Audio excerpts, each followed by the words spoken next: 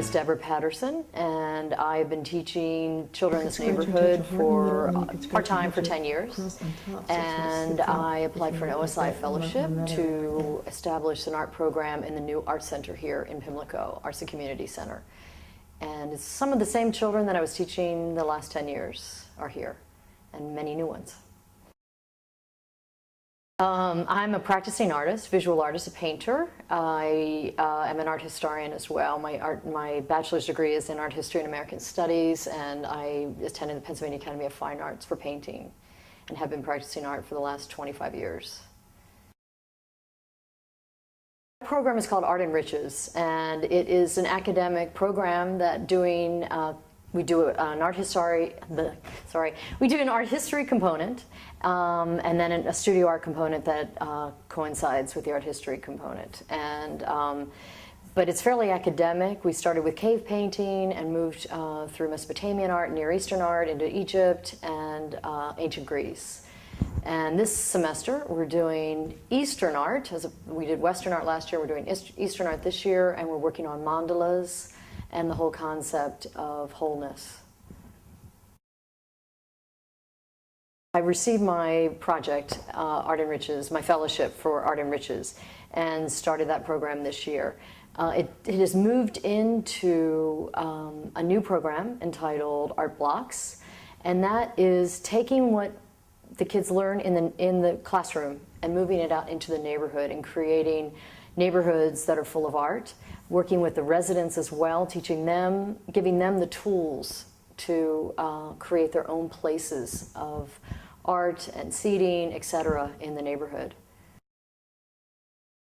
So Art Blocks, it evolved in this way. The Art Enriches program, we saw that just teaching the kids in the neighborhood isn't really enough, and that what we realized out in the neighborhood, we would like to create places, and we're calling those places sacred squares, because we feel that any place where people can gather together is kind of sacred in a way, where people are gathering, talking, reading, meditating.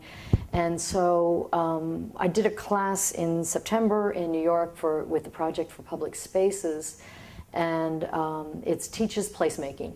And what it does is not top-down, it's teaching residents, just talking to residents about what they want in their neighborhoods and how they would like their neighborhoods to change. And then what we will do is do what's called a placemaking game with the residents in the neighborhood and determine what their needs are and their desires are and what sacred places they want to create.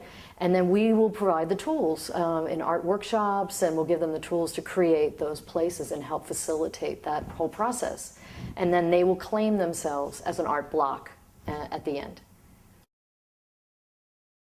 It's a new program, so we're hoping that we could do a neighborhood successfully in 6 months. It could take as long as a year. Hopefully it's ongoing.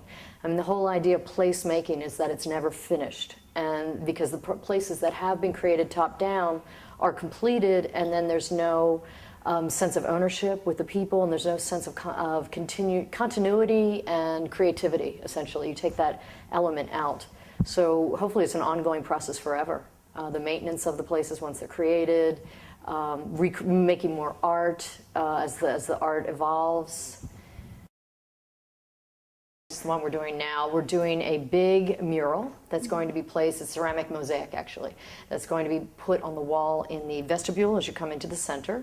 And the children are doing tiles that are going to go around the border. They're mandalas actually, to follow this Eastern theme we're working on now. And within the frame is going to be a window, an illusionistic window, and we ask them to create images that they would like to see out that window. If they could look out in the neighborhood, what would they like to see? And so children have created Ferris wheels and circuses and fairs. We teach kids from the age of 5 to 15, generally. We tend to get the same children. It's an after-school program from 3 to 6, and my program's incorporated into the after-school program. We get the same children most of the time, and occasional sicknesses, etc. We don't see them.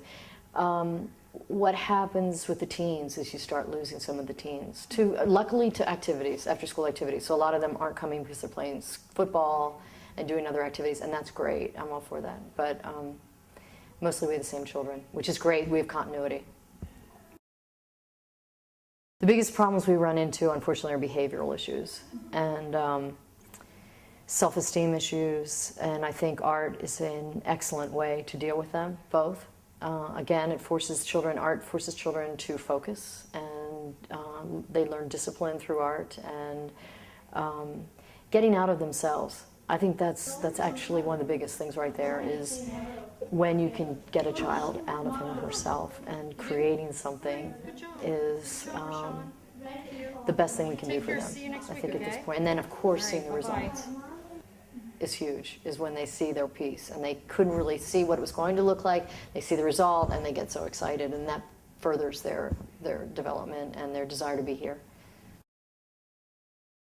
My biggest reward is always seeing growth, obviously personal growth, not just artistic growth. Artistic growth is huge. I love seeing that, but especially personal growth when you've seen behavioral issues, and you see a lot of not being able to settle down, not being able to focus, and when children can settle down and really do art and focus on what they're doing, the task at hand, that's incredibly rewarding, and especially with the ones who could not.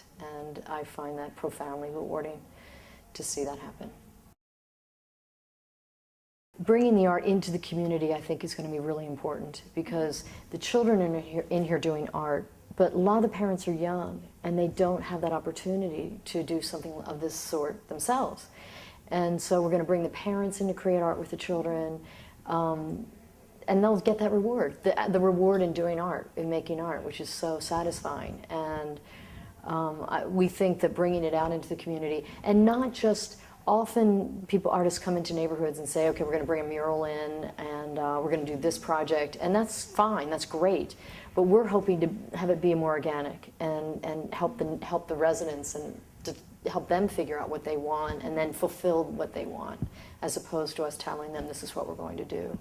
Initially, we will be doing some really fun projects just to get it going, that are our ideas, but then we hope it to be their ideas down the road.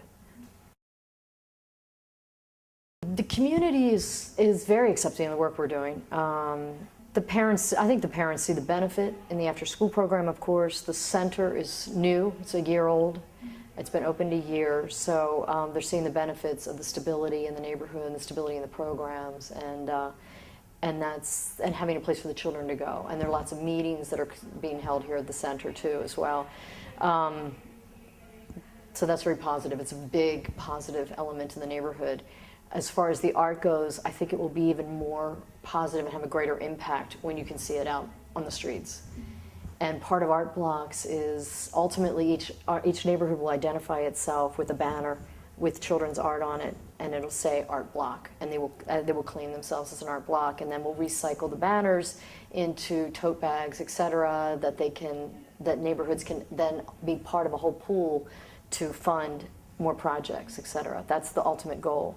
And we'll have an auction, an annual auction, fundraising auction, to sell the original artwork that's on the banners, and that will also go into this pool, so that each neighborhood can be an ongoing creation of more sacred squares, more artwork, etc., and maintenance of the artwork, because that's very important. Often projects are completed and there's no future plans for maintenance and how to sustain them.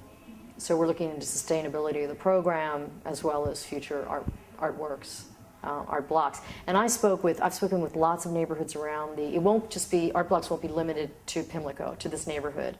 And I've spoken to lots of neighborhoods around Baltimore, and we're going to take them in, create art blocks throughout Baltimore, and hopefully unite them on a map. So when people come into Baltimore, they can go to each art block and see how unique each one is, because each one will be unique because it will come out of the people themselves.